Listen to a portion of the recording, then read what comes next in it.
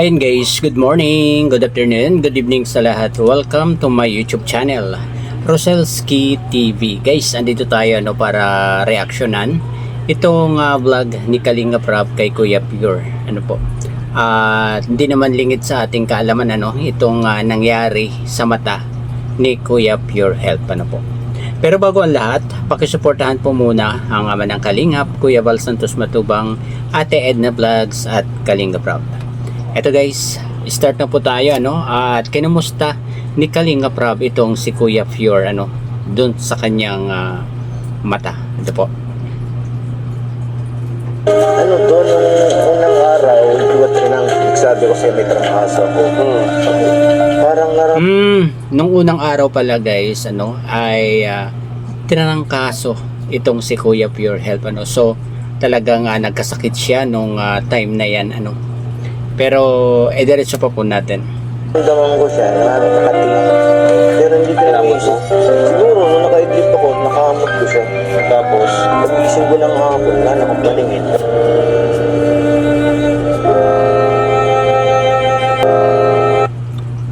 Grabe guys, parang medyo nakahamot pala niya itong kanyang mata pero mo guys pag tulog niya may paningin pa siya, pero nung gising niya ay parang wala na daw siyang paningin.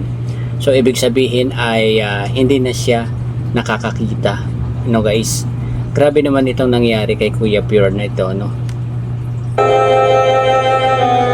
Baka na-infection. Grabe guys, nakakaiyak itong kay Kuya Pure na ito at kitang kita natin na talagang naiiyak itong si Kuya Pure Health At ito pa naman yung napaka sakit na mangyayari sa isang tao, yung mawalan ka ng paningin pero siguro naman ay maaagapan pa ito guys, magkakaroon pa rin naman siguro ng paningin itong si Kuya Pure.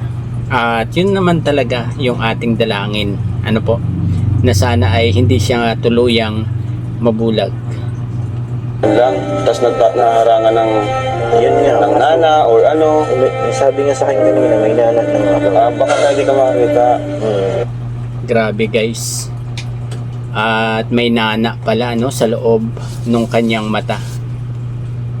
Nag-advise na nga sila sa akin kanina na i-confine na raw, kaso sabi ko bibigyan ko mo ng yung ibang kasi nag-iba ako ng second option ng doktor.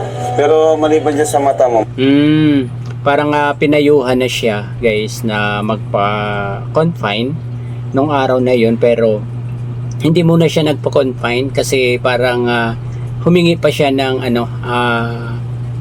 second opinion siguro sa ibang doktor. Siguro yun yung napag-isipan ni Kuya Pure Health, kesa sa magpa-confine kakaagad nag second opinion muna siya. kung may iba ka pa nararamdaman wala na, yung una kong naininda yung aking liver, tapos yung nag-okay na clear yun 1 week lang. Nung nagpa-check up ka, may mga sinabi na sila na possible yung sa mata wala kasi ang nila findings talaga na maaaring infection lang, mabilis lang mawawala. Buti naman kung gano'n, sana gano'n na po talaga So hinihintay na lang yung resulta ng check-up. Grabe guys, grabe talaga itong nangyari kay Kuya Pure na ito, di ba?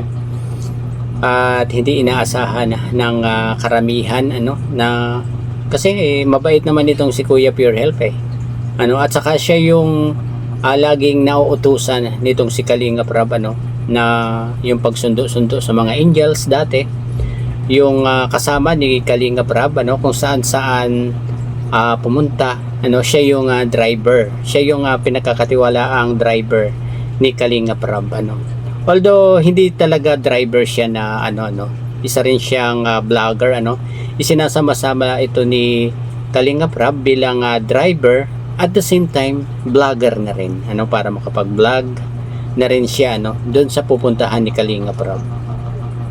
At ayan nga guys, hindi inaasahan na mangyayari yan sa kanya. Grabe sana ay isama natin sa pray na sana ay hindi naman masyadong malala itong nangyari dito sa kanyang mata. Pag ano ko hanggang Monday daw, pag hindi nag-clear hanggang Monday yung papakumpay na talaga ko, pero ako na. Oo, pag kapakuntay mo na talaga ko yan. Para maagapan. Masyado. Ayun, no, kasi mata yan no? Yan ang pinakamahirap na mawala sa iyo, yung paningin. Kaya kailangang maagapan talaga yan para maipagamot agad, or kung kailangan ng operahan ay kailangang maoperahan na kagad para hindi na mahuli ang lahat. Katulad niyan kay Norman dati, di ba? Bulag na talaga siya, totally bulag na talaga itong si Norman.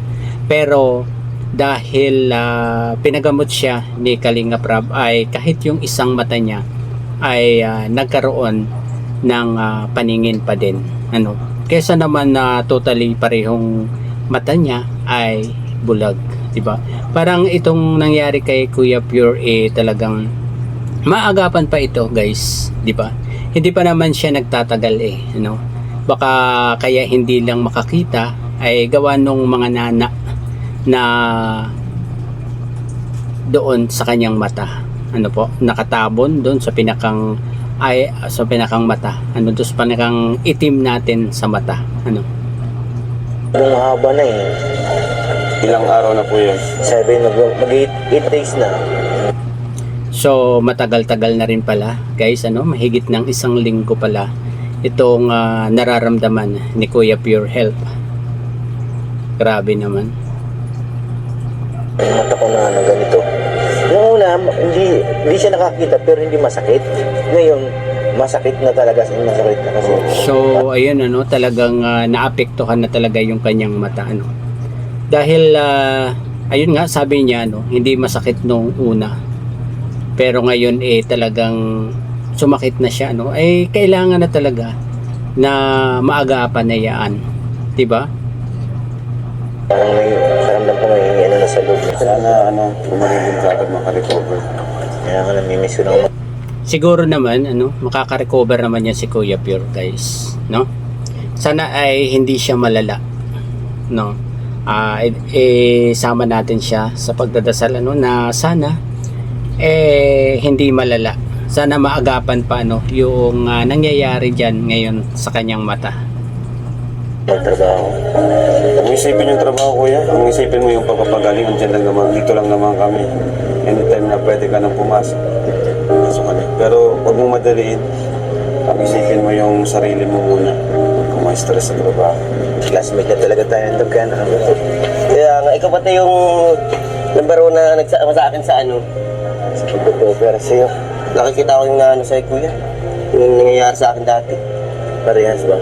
Ayan, guys, yan danas ni Norman kung gaano kahirap yung nararamdaman at nararanasan ni Kuya Pure Health dito.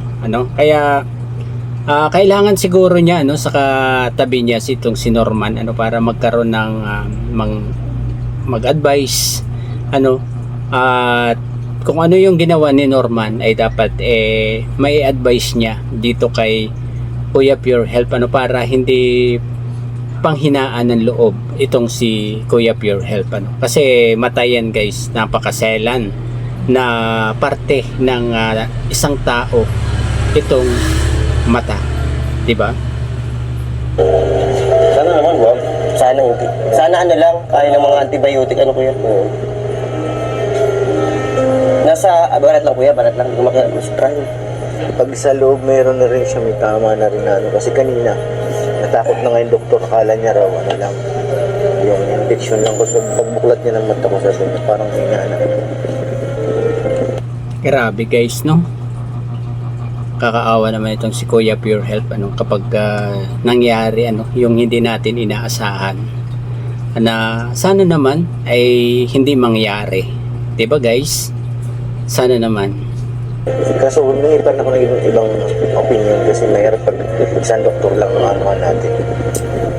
Nag-contact na nga yung ate mo sa akin, pinapa-schedule na ako sa Naga. yung ate niya bagay taga-schedule Ito na lang sa naka para sure. Sigurado Ano, dun eh. expert talaga sa pagdating sa ganyan. Sabi niya, nasa 100,000 yung pag-private ka. Oo. Sabi niya, yung ka na lang sa pop. So hindi importante yung 100,000 na yan guys, basta makakita lang itong si Kuya Pure Health, mas importante yung paningin kisa dyan sa pera na 100,000, siguro naman kayang-kayang punuan yan ni Kalingap Rab, kayang-kaya po yan dahil yung nangyari kay Norman ay siya talaga yung bumuno ng lahat. Diba? Ewan ko lang kung may sponsor yun guys, pero ang alam ko walang sponsor yung kay Norman, kay Kalingap Rab lahat yun. Dun sa Anong pakiramdam mo ko ngayon? Kinakabahan ka nga. Alam nyo guys, ganang sa akin, mas importante pa rin yung paningin kaysa sa bahay. Diba? Mas importante pa rin talaga yung paningin. Napakahirap kapag nawala yan sa isang tao. Hindi na, wala na sa akin yung kaban ng mga unang araw. Talagang nervous ako. Bakit? Baka inisip ko, tapusan ko na. Baka hindi lang magising. Grabe naman. Nakakaantig naman itong sinabi ni Kuya Pure na to,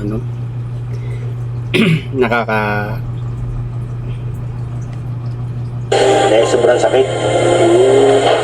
Yung mata. Baka sabi ko, hindi na ako magigising. Madalang ako magkasakit, pero yung medyo talaga malala. Oh, ganun. So, dapat rin yan talaga, maagapan. By Monday, last na ko dun sa isang doktor, pag hindi pa rin, takbo na ako dun Oo, sa... ano tayo, council. Kaya ko mag-drive, pero pag malayo na, hindi ko na makita. Nakaraan, muntik pa nga akong sumalpok ko ngayon, pinilit ko. Grabe yung trangkaso. So, hindi na pwedeng mag-drive yan, guys, kasi kahit pa nakakakita yung isa, mahirap pa din yan kasi yung isa masakit, at saka hindi siya sanay na isa lang yung nakakakita, di ba?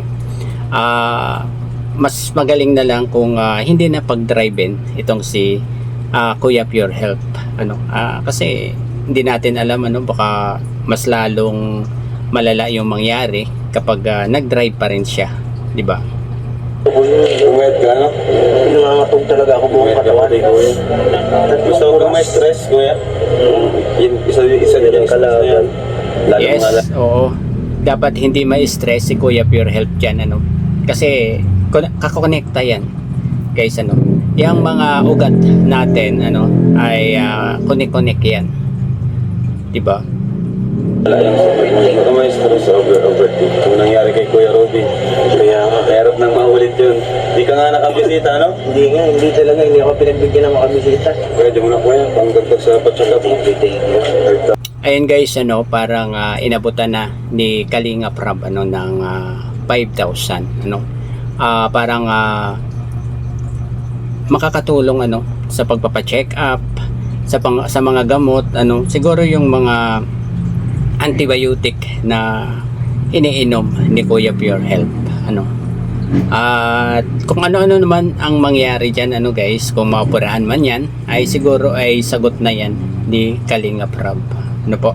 Or meron din namang mga sponsor yang si Kuya Pure Health, at saka maraming tutulong diyan dahil isa yang kalingap di ba? Isang solid na kalingap. At ayun guys, ito lang muna ang ating konting pagre-reaction dito sa kay Kuya Pure Health, sa vlog ni Kalingap Rab, po. Sana po ay maging maayos, at sana ay kung maoperahan man ay na maging successful po yung operation nitong mata ni Kuya Pure Health, po. Pray natin na maging maayos at maging successful yung magiging operasyon nitong mata ni Kuya Pure Health. Ayun, hanggang dito na lamang po, bye bye, God bless po sa lahat, peace.